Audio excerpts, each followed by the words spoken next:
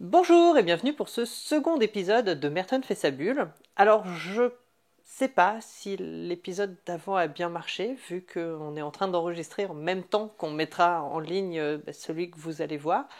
Du coup, ça se trouve, je fais tout ça dans le vide et j'ai juste l'air d'un con, mais auprès de personne, vu que absolument personne ne regarde ce programme et ça me rendrait très triste.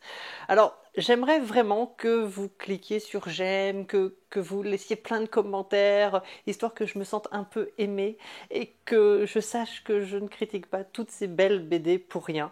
Et d'ailleurs, cette semaine, je vous ai préparé 3 belles BD que j'ai beaucoup aimées.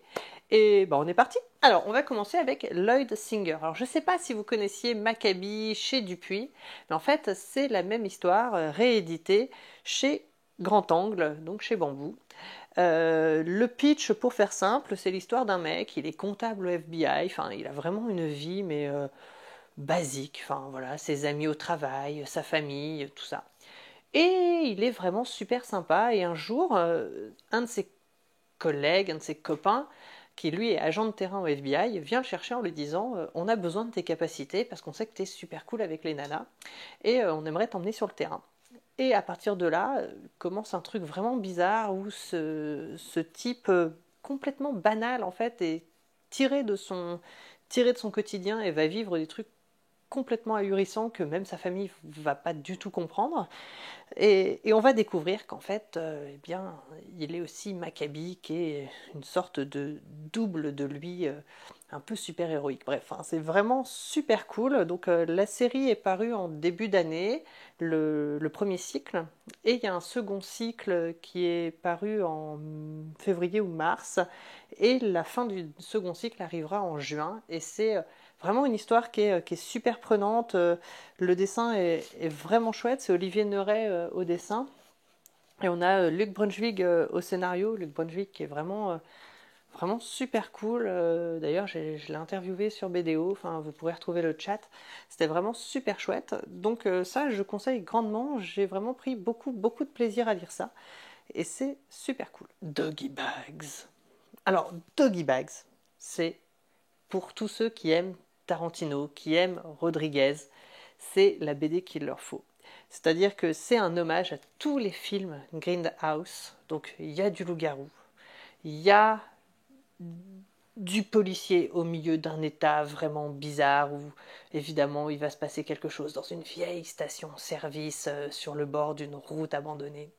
On a des bastons avec des mafieux, enfin bref, vraiment des histoires qu'on a peut-être déjà vues 100 fois, mais c'est mis en image d'une manière vraiment super chouette. Donc en fait, c'est quoi Doggy Bags? C'est 3 petites histoires faites par 3 auteurs différents.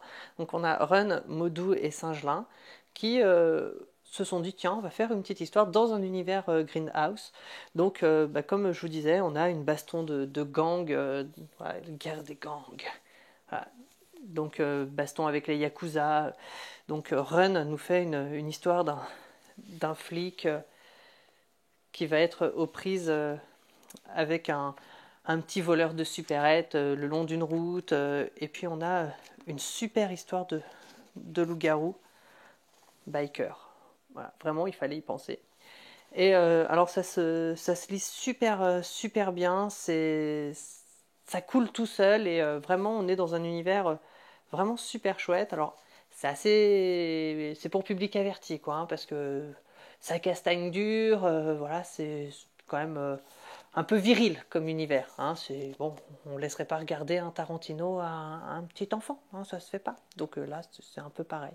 Mais en tout cas, moi, je conseille vraiment. C'est vraiment une très bonne BD et avec ça, on est sûr de pas se tromper, quoi. Voilà. Alors, sans emploi. Sans emploi, c'est quoi? C'est les aventures de Constantin. Alors Constantin, il a beaucoup de problèmes. Déjà, il est roux.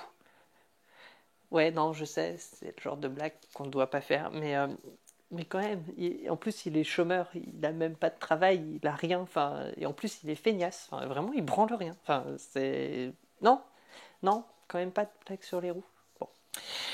Donc Sans Emploi, à la base, c'était un blog BD, enfin c'est toujours un blog BD, et je pense que je suis ce blog depuis la saison, peut-être pas la première, mais saison 2 ou 3.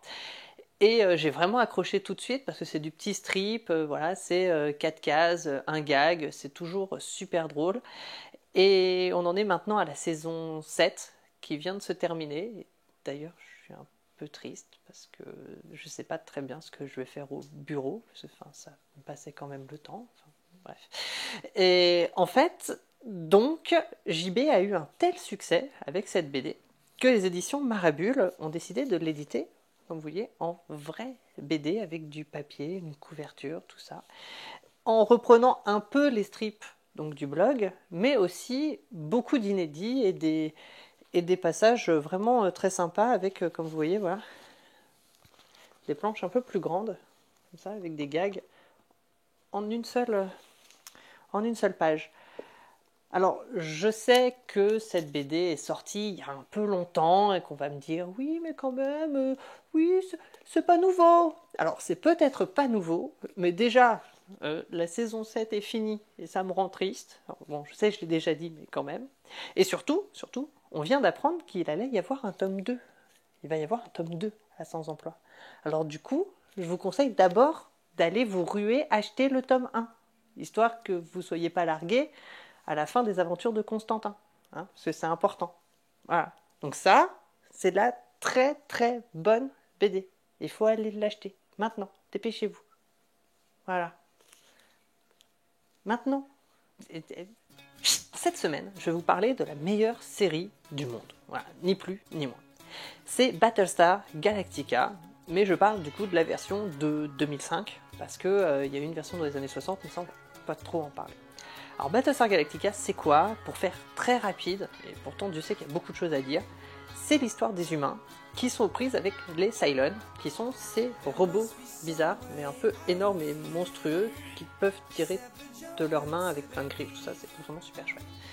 Donc en fait, les Cylons, il y a une guerre, ils sont partis dans une partie de l'univers, ils reviennent 40 ans après, ils détruisent absolument tout, voilà, tout à coup de gros missiles nucléaires, et ça fait qu'il n'y a plus que 50 000 humains qui sont à la dérive dans des vaisseaux spatiaux en fait, et qui sont pourchassés par les Cylons. Mais le fait d'être 50 000, ça les empêchera pas de se taper sur la gueule, ça les empêchera pas de se faire des coups de pute. Et du coup, il y a plein d'histoires de politique, il y a plein d'histoires de religion, machin, et c'est génial parce que même quand ils sont que 50 000, ils arrivent. C'est la fin du monde, enfin, tout le monde a pris super cher, a perdu sa famille, ils arrivent quand même encore à se faire des coups de pute. Donc vraiment, c'est absolument magistral.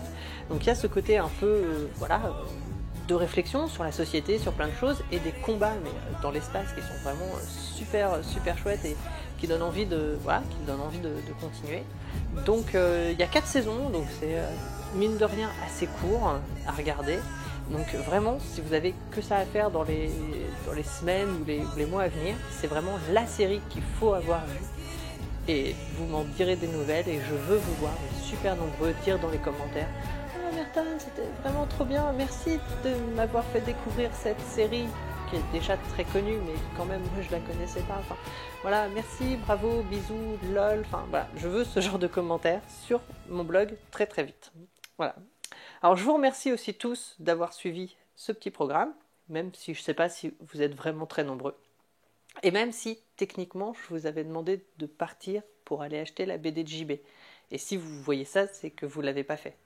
Sauf si vous êtes revenu après avoir acheté la BD. Mais ce serait quand même un peu bizarre de votre part.